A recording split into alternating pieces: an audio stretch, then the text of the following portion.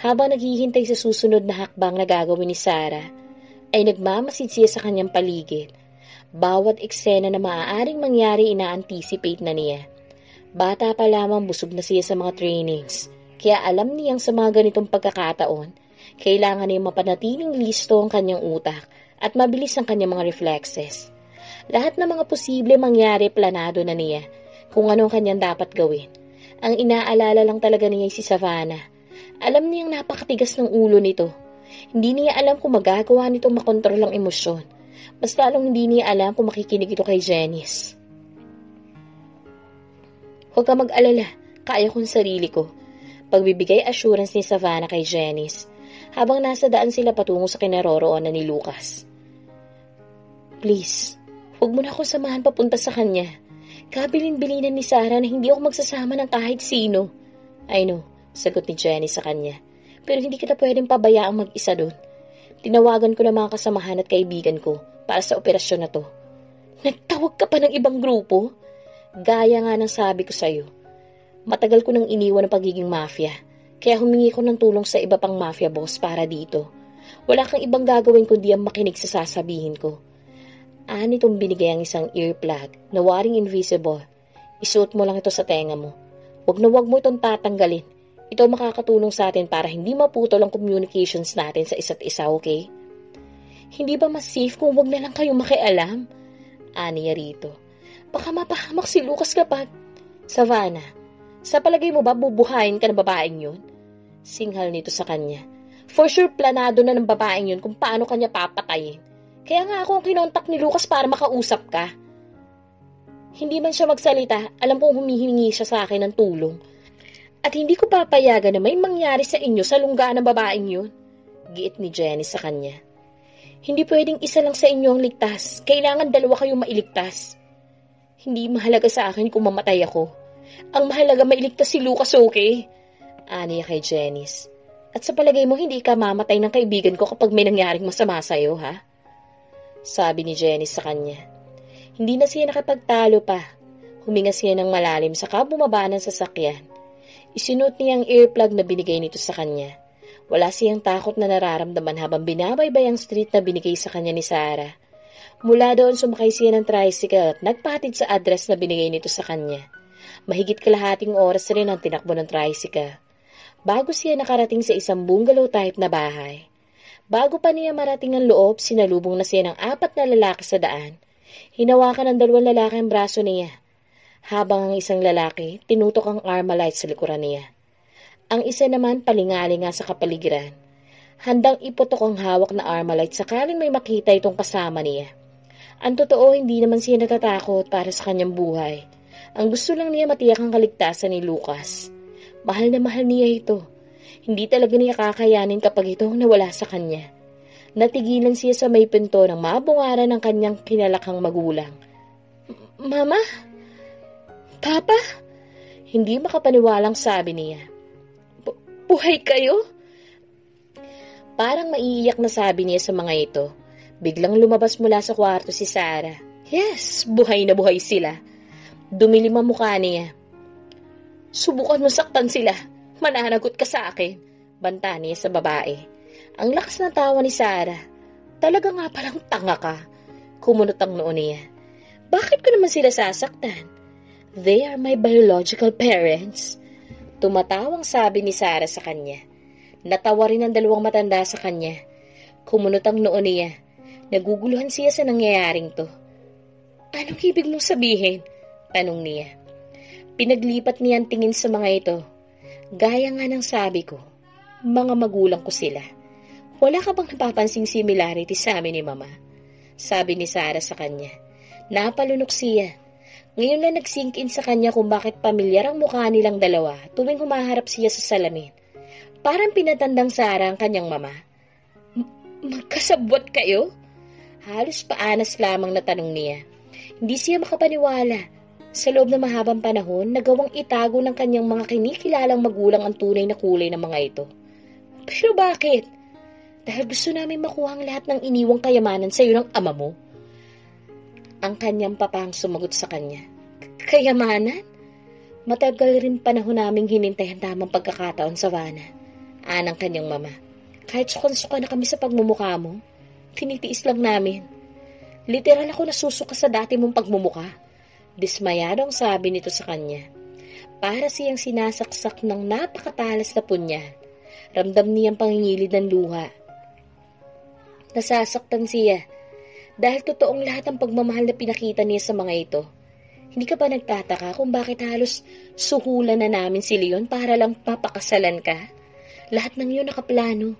Kahit yung pagpatay sa'yo, halos kami rin na nagbigay ng ideya kay Leon na gawin yun.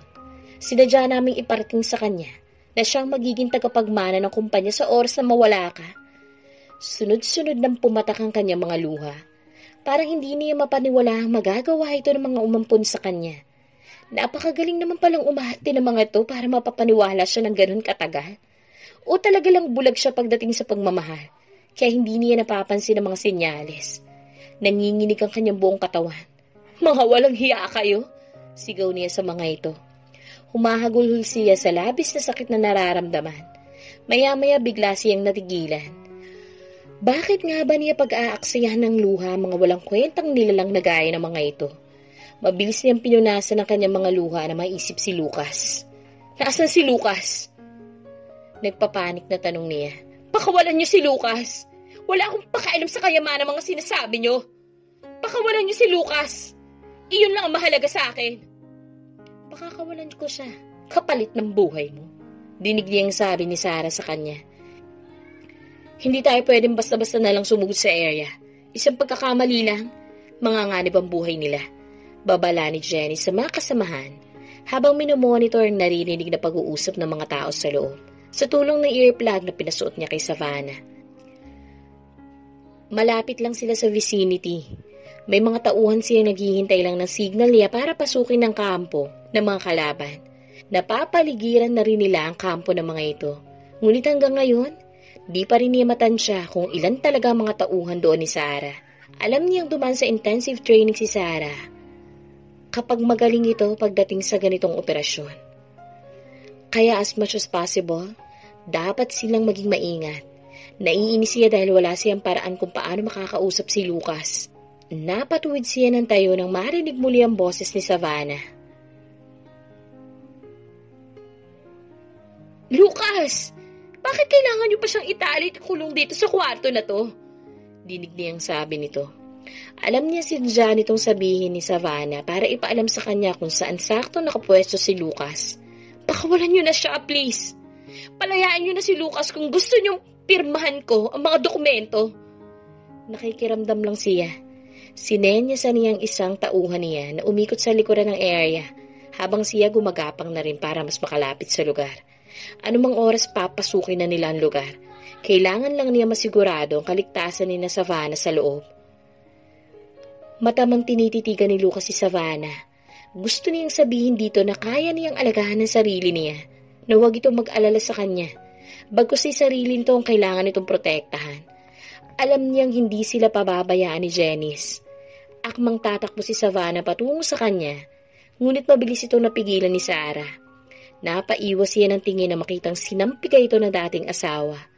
Nagpupuyos ang kanyang damdamin. Hindi niya kaya makita itong sinasaktan ni Sarah, subalit wala siyang magawa. Alam niyang mas lalo matitrigger si Sarah kapag pinigilan niya ito. Kung hindi lamang sana siya nakatanikala, malaya niya mapoprotektahan si Savannah. But knowing Sarah, the more na pinipigilan ito, mas lalo lamang ito nagwawala. Napatungo na lamang siya habang naririnig ang daing ni Savannah sa tinatamang pananakit ni Sarah. Mas lalo lamang siya nagalit sa kanyang sarili. Stop it! Sigaw niya nang hindi na siya makatiis pa. Halos lumabas na ang kanyang ugat sa leeg sa tinitimping galit. Hindi niya akalain na sa likod ng tinatagong kagandahan ni Sarah ay malademonyo pala talaga ang pag-ugali nito, na madaling masilaw sa material na bagay. Kunwari pa itong pinoprotektahan lamang nitong samahan, na nagsasakripisyo ito para sa samahan. Pera at kapangyarihan ang dahilan ng lahat ng ito. Nanlilisik ang mga matang nilingon niya si Sarah. May magagawa ka ba, ha? Sige, ipagtanggol mo babaeng ito para gilitan ko ito sa leeg. Pati ang tatay mo, papatayin ko. Sigaw nito sa kanya. At saka tumawa ng malakas. Mamili ka. Ang babaeng to o ang papa mo? Sino bang mas matimbang sa'yo? Sino bang gusto mong iligtas sa dalawa ha? Hindi siya makapagsalita. Parehong mahalaga sa kanyang ama at si Savannah. Nagpupuyos ang kanyang damdamin. Ang dami niyang gustong sabihin kay Sarah, ngunit nagpipigil lamang siya dahil baka kung ano pang magawa nito kay Savannah. Oras na gilitin niya ito lalo. Palayain mo si Lucas. Ako na lang ang saktan mo. Narinig niyang sabi ni Savannah sa mahinang boses. Nababalo ka na ba, Savannah? Gusto sana niyang sabihin dito. Ngunit hindi na niya nasabi pa dahil nakita niya itong unti-unti nang bumabagsak. Savannah! Sigaw niya. Naiiyak siya habang tinitignan ito nakahandusay sa sahig. Di kita mapapatawad. Sa oras na may mangyaring masama sa kanya. Nagbabantang sigaw niya kay Sarah. Ngunit baliwala lamang yun kay Sarah. Sa halip tinawanan lamang siya nito. Paniwalang-paniwala si Lucas sa acting niya. Sa loob-loob ni Savannah, habang nakahandusay siya sa sahig at napapanggap na walang malay. Ang totoo ginawa lamang niya yon para tigilan na ni Sarah ang pananakit sa kanya. Alam niyang napapakinggan ni Janice ang lahat kung kaya't nagsalita siya ng palihim. 10 tauhan dito sa loob. Nakagapos si Lucas dito sa kwarto. Kailangan siyang mailigtas dahil baliw ng mga tao dito. Nang maramdamang lumapit sa kanya si Sarah, nagpanggap muli siyang walang malay tao. Pero mukhang hindi niya ito mabobola. Lumuhod ito't hinilang kwelyo ng t-shirt niya. Akala mo mauuto mo ko ha? Singhal nito. Hinila nito ang earplug sa tenga niya. Hindi ba sinabi ko sa'yo na wala kang isasamang kahit sino? Ginagalit mo kung talagang babae ka? Bulyaw nito sa kanya. Kinaladkad siya palabas ng kwarto habang ang earplug tinapakan nito't sinira. Hindi mo ko mauutakang siraulo ka. Tinutok nito sa kanyang baril. Noon siya biglang nakaramdam ng takot. Lalo pat nakita niya ang nababagang mga mata nito. Alam niyang hindi basta ito nananakot lang. Sarah, please. Makukuha mo ang lahat ng kayamanang mamanahin ko basta palayain mo lang kaming dalawa ni Lucas. Nagsusumamong sabi nito sa kanya. Kung gusto mo, lalayoan ko na lang siya. Siguraduhin mo lang na walang mangyayaring masama sa kanya. Ganyan mo siya kamahal? Tumango siya. Handa kong ibigay ang lahat para sa kanya. Umiiyak na sabi nito sa kanya. Alam ko mahal mo rin siya. Kaya please, huwag na huwag mo siyang sasaktan. Tinignan siya nito na matiim. Makakaasa kang hindi ko na kayo gagambalain pa. Yung sabi mong mamanahin ko sa ama ko, sa inyo na. Hindi ako maghahabol. Just make sure mabubuhay ng masaya at ligtas si Lucas. Kaya mo siyang bitawan? Kakayanin ko kahit ano. Umiiyak na sabi niya rito. Ganun ko siya kamahal. Nagsusumamong sabi niya. Hindi mo ako mabobola? Bigla'y sigaw nito sa kanya. Hinatak nito ang katawan niya at tinutok ang hawak na baril sa sintido niya. Habang ang isang braso nasa leeg niya. Paglabas nila ng kwarto, hawak na ni Jenny sa mga umampon sa kanya. Nakabulagta na rin ang mga tauhan nito na mas talong hinigpitan ni Sarah ang pagkakahawak sa kanya. Isang pagkakamali niyo lang, pasasabugin ko ang ulo ng babaeng to. Dinig niyang sigaw ni Sarah. Pakiramdam ni Savannah ay si Superwoman siya. Nang buong tapang niyang kinagat si Sarah, dahilan para mabitawan siya nito. Ngunit bago pa siya makatakbo palayo, nagpaputok na ito at tinamaan siya sa likuran. Hindi na niya namalayan pa mga sumunod na pangyayari.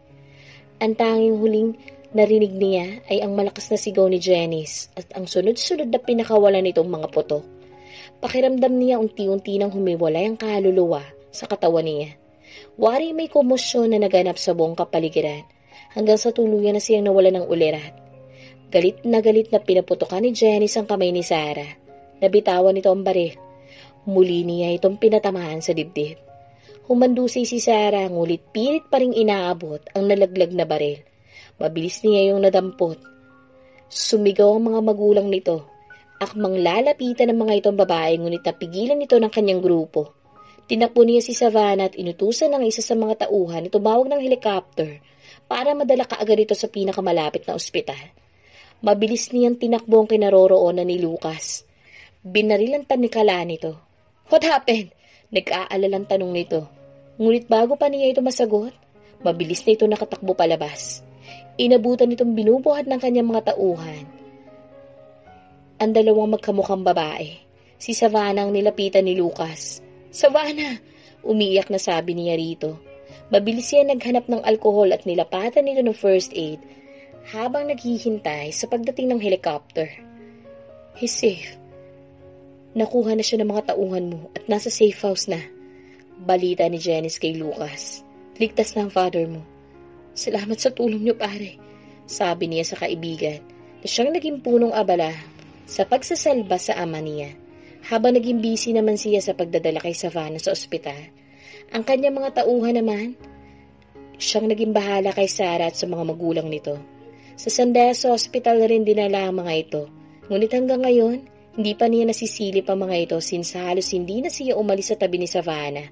Dahil magpahanggang ngayon, hindi pa rin ito nagkakamalay. Minomonitor nilang mabuti ang puso nito. Sa awa ng Diyos, wala naman damage ang internal organs nito. Masyado lang marami ang nawalang dugo, kung kaya't kailangan ito masalina ng dugo. Ipinapalagay na rin niyang nagkaroon ito ng trauma, kung kaya't hanggang ngayon hindi pa rin ito nagkakamalay. Ilang cases na rin na nahawakan niya na ganito ang naging kondisyon. Awang-awang napatingin siya kay Savannah. Hindi nito deserve ang pinagdaanan nito sa buhay. Bumukas ang pinto at umiiyak na pumasok ang ina ni Savannah na si Marlene. "She'll be fine." Pagbibigay assurance niya sa ina nito. Wala naman na damage na organ niya. For sure, hindi magtatagal magigising na rin siya. Sabi niya sa matanda. "Kasalanan ko ang lahat ng to," sabi ni Marlene. "Hindi ko sana siya pinagkatiwala sa mag-asawang yun," sabi nitong napakagatlabi. "Hindi ko maintindihan kung bakit kailangang ilihim sa akin ni Arturo ang totoo niyang pagkatao." Hindi siya nagsasalita, ngunit alam niyang may malalim na dahilan ng ama ni Savannah kung bakit inilihim nito ang tunay na identity sa asawa. Ang pagkakamali lang nito, mali ang mga taong mas pinili nitong pagkatiwalaan, ngunit hindi na maibabalik pa ang mga nangyari na.